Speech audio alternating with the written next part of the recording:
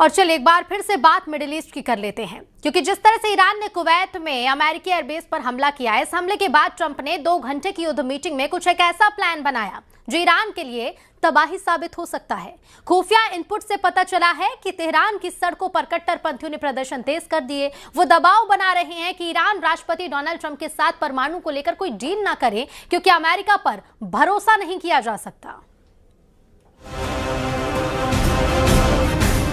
खुफिया रिपोर्ट्स के मुताबिक ये मिसाइल ईरान के पश्चिमी हिस्से में स्थित भूमिगत मिसाइल बेस या लॉन्च पैड से दागी गई थी। ईरान इस क्षेत्र से अपनी कम दूरी की बैलिस्टिक मिसाइलों के जरिए खाड़ी देशों में मौजूद अमेरिकी ठिकानों को निशाना बनाता जा रहा है। ईरान के इस्लामिक रिवोल्यूशनरी गार्ड कॉर्प्स यानी कि IRGC ने दावा किया कि उसके बलों ने उस अमेरिकी एयरबेस को निशाना बनाया, जिससे रात में ईरान के दक्षिणी हिस्से खासकर बंदर अब्बास क्षेत्र में हमले किए गए थे। ईरानी सरकारी मीडिया के मुताबिक ये जवाबी कार्रवाई आक्रामक अमेरिकी हमले के खिलाफ थी।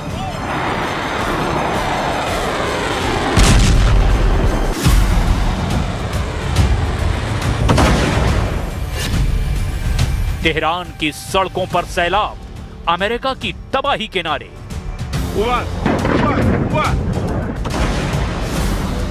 ईरान के आंतरिक खुफिया इनपुट से पता चला कि तेहरान की सड़कों पर कट्टरपंथियों ने प्रदर्शन तेज कर दिए हैं। वे ईरानी वार्ताकारों पर दबाव बना रहे हैं कि अमेरिका के साथ बातचीत में कोई परमाणु रियायत न दी जाए।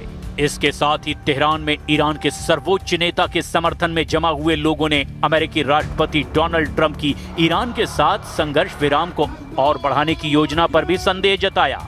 ईरानी अब कह रहे हैं कि वॉशिंगटन पर भरोसा नहीं किया जा सकता और वो अपने लक्ष्य हासिल करने में नाकाम रहा है, क्योंकि दोनों पक्षों के बीच अभी भी मतभेद बने हुए हैं। ईरान की राजधानी तेहरान के इंगिलाब चौक पर प्रदर्शनकारियों ने इस समझौते पर संदेह जताया।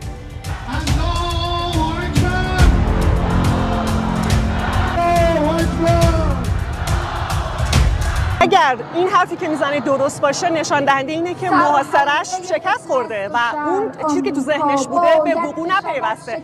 از پس ما نتونست بر بیاد و برای اینکه بیش از این ضایع نشه میگه که ما محاصره رو پایان میدیم.